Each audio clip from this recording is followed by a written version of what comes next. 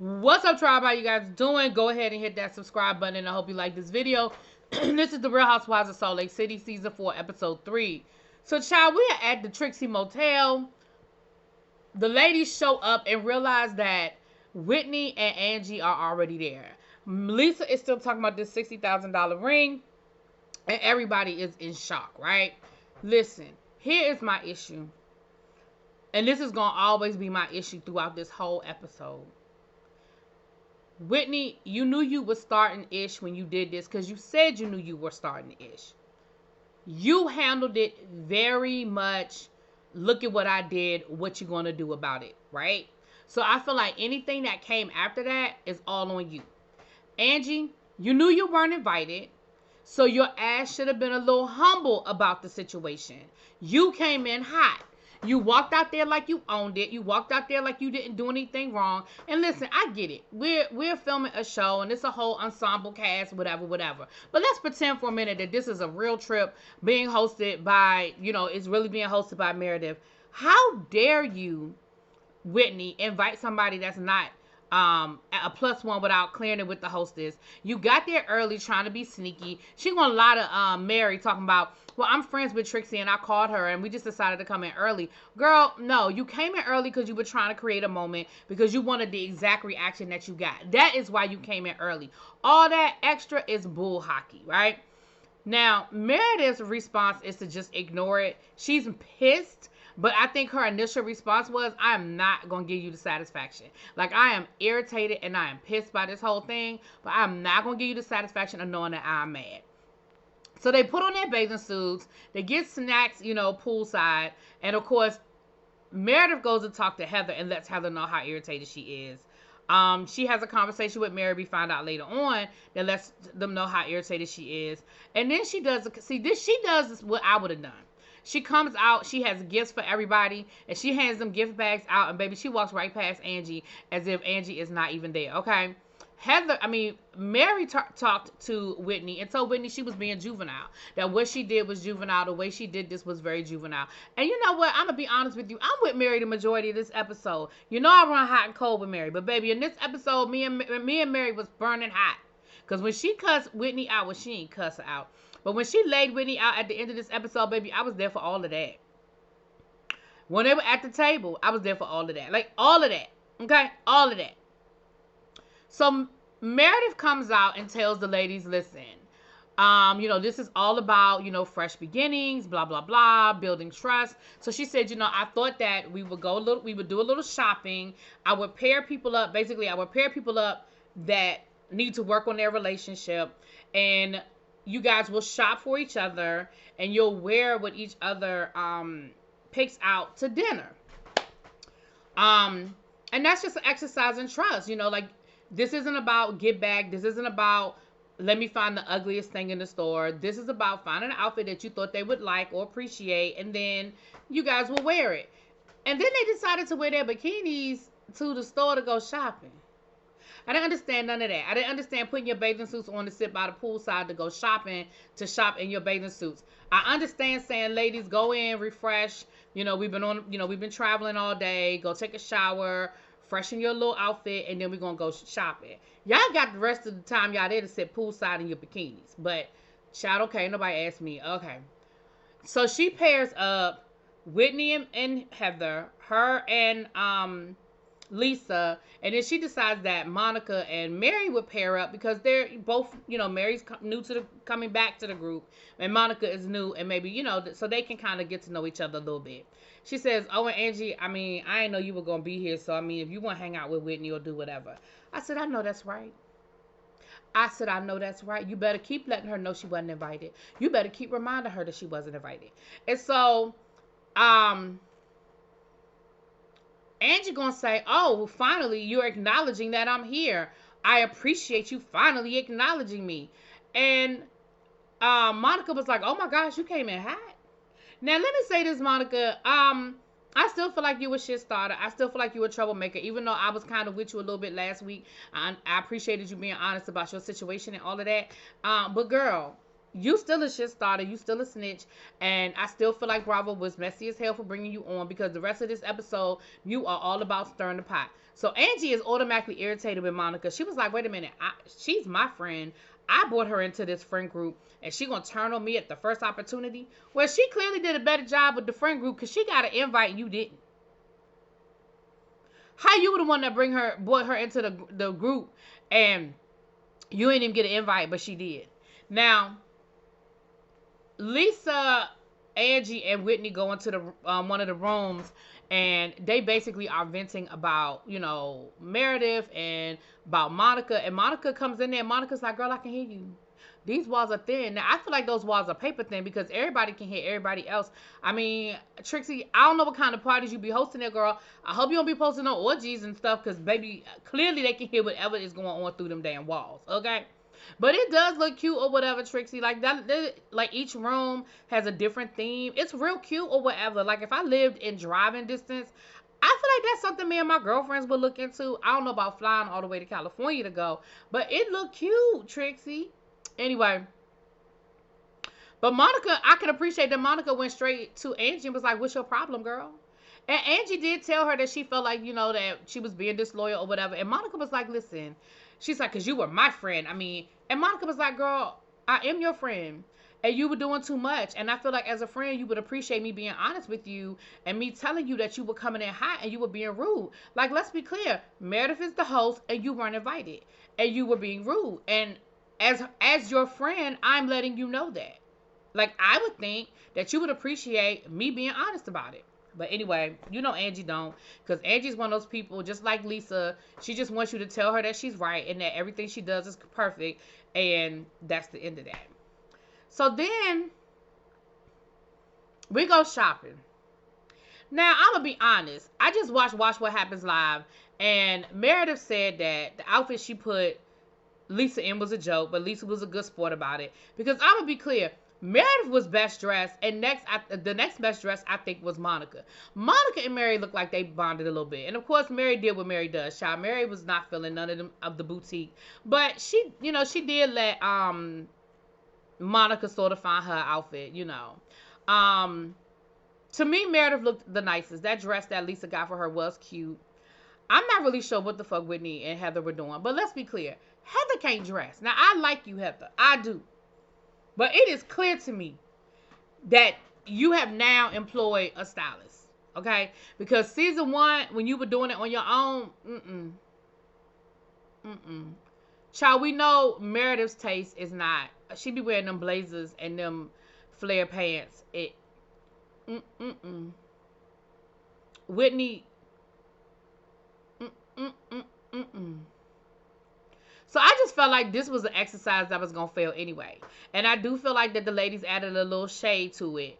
And so what ended up happening was they all looked fucking crazy going to this restaurant.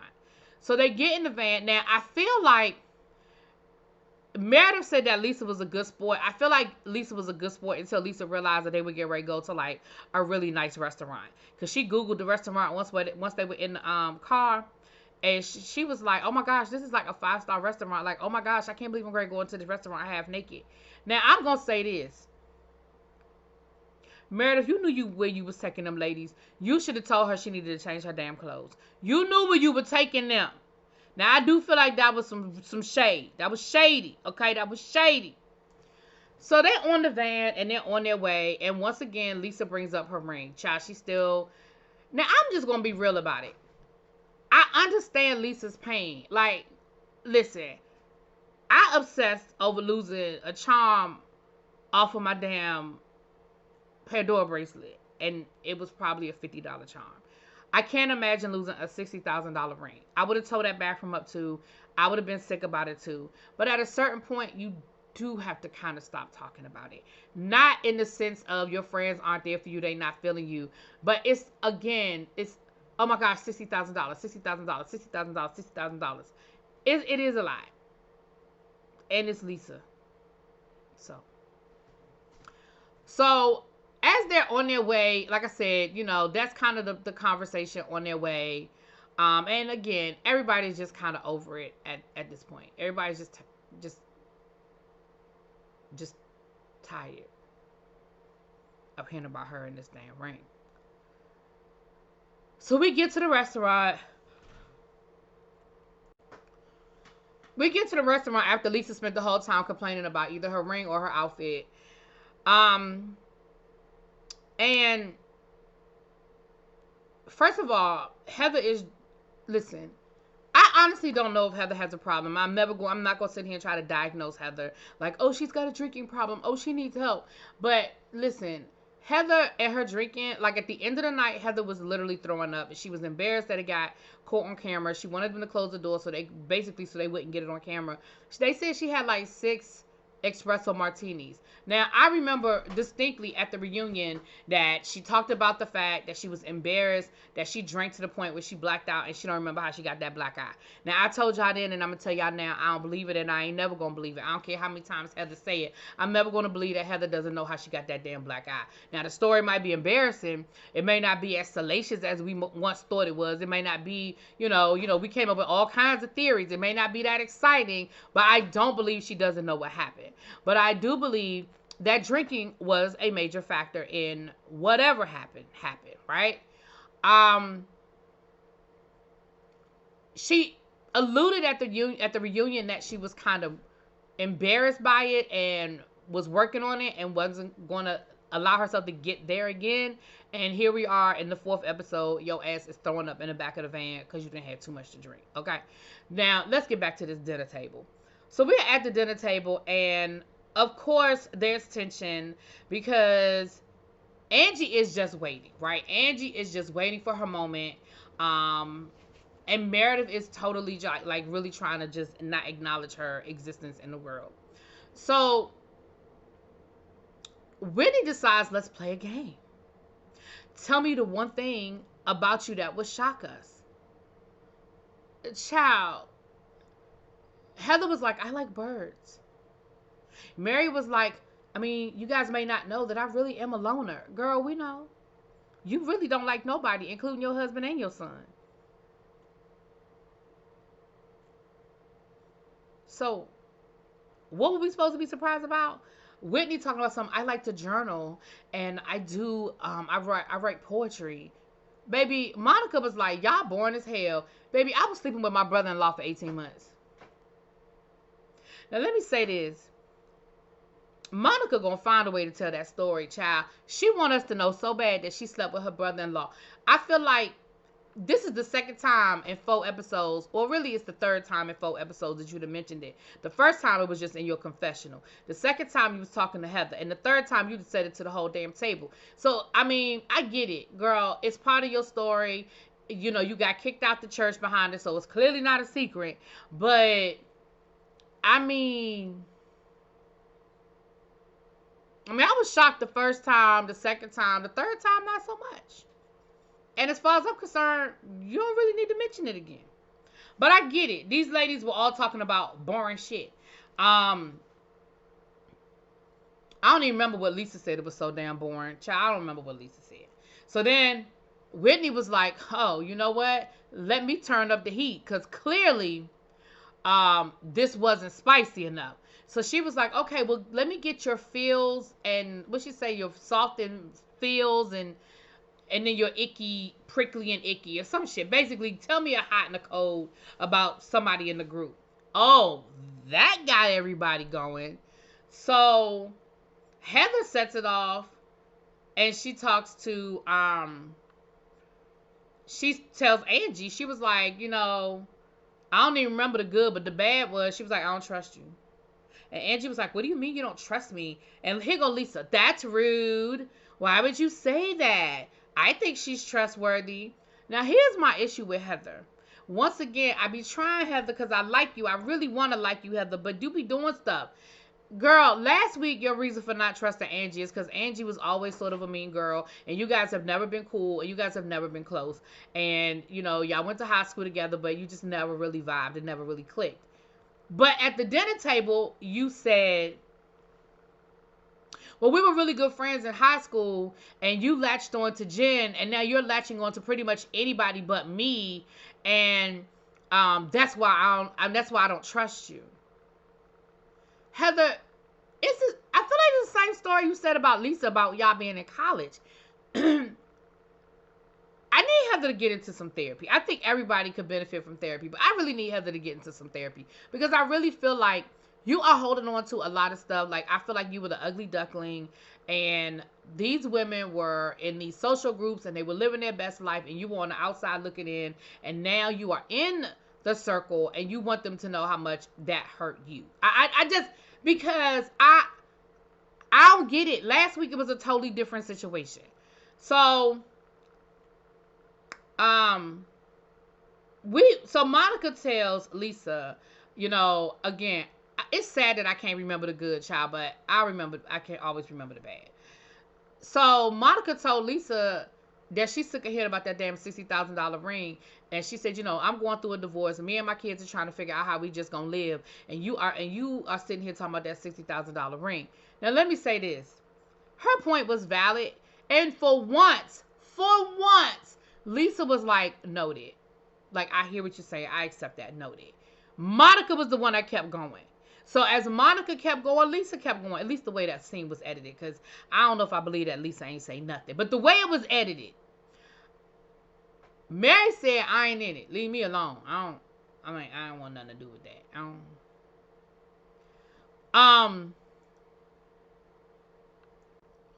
So then what we've been waiting for all night, Lisa and Angie get into it. And Lisa, she was like, I just don't understand why you wouldn't invite me. Like, why wouldn't you? And Lisa, Meredith was like, well, you publicly said that you would never be my friend. So I don't even understand why you wanted to be here. One, why would I invite you? And two, why would you be here? Now, Angie is like, I don't know what you're talking about. I never said that. Now, let me say this. One thing for sure and two things for certain. Either they have footage of it and they wait until later on in the episode, in the season, to show us footage, or there's no footage of that. Because I kept waiting for production to give us a clip of Angie at the reunion, or Angie in a green screen, or Angie in a deleted scene saying she never wanted to be friends with Meredith. The fact that that never happened makes me think that Meredith girl, I don't know when she said that. She clearly didn't say it as a part of the Real Housewives of the Salt Lake City, because we would have seen that clip. That's just how I feel about it. But the two of them get into it, and Angie starts talking about, well, I was there and I helped you. You asked me about how to building a house, and what happened with that. We were friends. She was like, Meredith was like, girl, I'll pay you for your time if that's what you want. She was like, I don't want you to pay me for my time. What you gonna do? Like, you're a fake. She talked about some of the Greek word fake. You're a fake. Your whole life's a fake. Everything you do is fake. Your whole world is just rentals and fake. Baby, Meredith was like, girl, you can go. You can leave. You can get out. She gets up and tries to get security to put her out. Now, I'm going to be honest with you. And I feel like, again, outside of them filming a show, baby girl, you would have found your shit in the office down to the Trixie Motel, okay? You wouldn't have been back inside. I would have let them know that she is no longer a guest. She is no longer welcome. And please put her things out, okay? No, she can't pay her own bills. If she want to stay, she can go down the street to the Hyatt, the Marriott, the Ritz-Carlton, whatever. But she can't stay here, okay? Now, of course, it's a show. We filming it, and that ain't gonna happen. She put her out, baby. Angie was like, I ain't going nowhere. She was like, I'm not leaving. So then Meredith gets up, and Meredith runs off. Lisa goes after her, which I can appreciate that Lisa was the one that went after her. Lisa goes after her, and Meredith starts crying because she was like, there's bigger things going on. There are kids that are going to be maimed for the rest of their life, and I'm just not going to sit here and argue about that. Mary was like, what? And I say the same thing. Meredith, what? Girl, how we go from this to kids being maimed? So she starts telling Lisa, I've got so much more going on. I've got personal things going on. There's so much more going on, and I just can't do this. And then she starts saying, and if she wants to go there, I can go there. I could talk about her husband. I could really tell it. And Lisa was like, girl, I need you to calm down. Like, let's just calm down. I don't feel like nobody need to go there. And in her confessional, Lisa was like, here we go again. Like, that's the same thing that happened to me. And maybe that's why I got sympathy for Angie, because I feel like it's the same thing. I feel like it's the same thing. So here go Whitney ass. Whitney gonna put her 2 cents in, basically coming at Meredith, like Meredith was wrong.